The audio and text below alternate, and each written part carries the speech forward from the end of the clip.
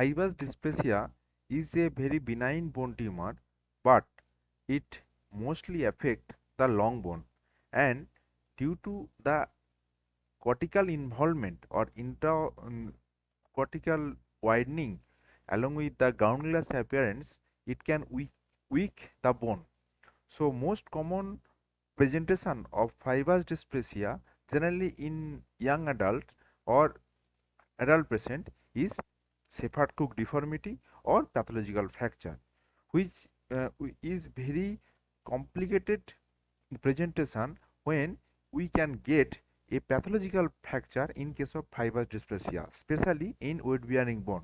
Patient cannot do any work for not even his daily activity, and sometimes it present with pain with a impending pathological fracture. And if it is grossly neglected or patient have no complication, yet it can be present with a Shepard-Cook deformity. That means the deformed proximal femur just like a stick. So in our medical college we start some treatment which is very advanced, which can help this type of patient, and hope this information will give our resident a good information base which can help for further treatment. The fibrous dysplasia is an enigma and it has no proper guideline in our orthopedics. Treatment currently consists of curettage and bone grafting in a attempt to eradicate the disease and to prevent progressive deformity. But no definite criteria has been established to identify the patient at risk, high risk, and or present with a pathological fracture. The current study is combined with bisphosphonate therapy that can diminish the pain and can prevent the fracture in future. If we are going to treat this type of patient with the bone grafting technique or curettage, it can cause a bone graft site morbidity. Like if we take the iliac crest graft or if we take the fibula, there is a chance of nerve injury, there is a second operation, and there is a chance of infection. And sometimes if we are going to use plate, it needs a huge mm, incision, so post-operative morbidity is much more in case of this type of patient. Now what we have done, we have confirmed each and every pathological fracture suspecting fibrous dysplasia by coronary biopsy. It can be done in outdoor basis procedure under local anesthesia after seeing the MRI.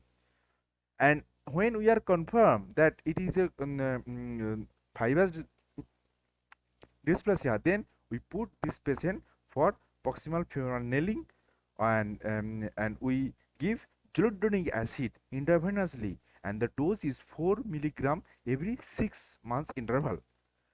Now this I am showing an example of this type of treatment. This lady came with a pathological fracture, inability to walk. She was bedridden, and we put her for proximal femoral nailing after biopsy confirmation, and this is the proximal femoral nail. It is third generation nail, long nail, and after 3 months of zoledronic acid therapy along with this nailing, this is the result, and there is some osteoblastic activity come in the fracture site, and this is the 8 months follow up. All the osteolytic lesion has gone, osteoblastic activity is good, and the pathological factor getting united. And the 8 months follow up, she can stand, she can sit cross-leg, and she can do each and every work. And so the result of this type of tumor is uh, very promising if we are using the biological fixation. This biological fixation means we are doing very minimum damage, we are not taking any bone graft. And for information, for extra information for a resident, if you are putting any bone graft to the pathological site of fibrous dysplasia. This fibrous dysplasia is so notorious that can engulf the bone graft. So there is no use of taking bone grafting. This osteoblastic activity can be done or can be induced by zoledronic acid therapy. So, in this case, we can conclude that we can believe the intermediary fixation can perform successfully. If you can perform it successfully in case of monostotic type of fibrous dysplasia with adjuvant bisphosphonate therapy, can prove that it can control pain as well as it can increase the functional activity of the patient with very low cost and very minimum invasive technique.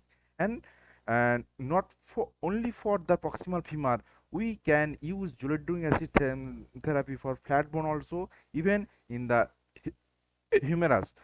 And as the rule of fixation always follow the rule of pathological fracture fixation is as per medial criteria. If it is impending pathological fracture in proximal femur or weight bearing bone that needs fixation, do the fixation.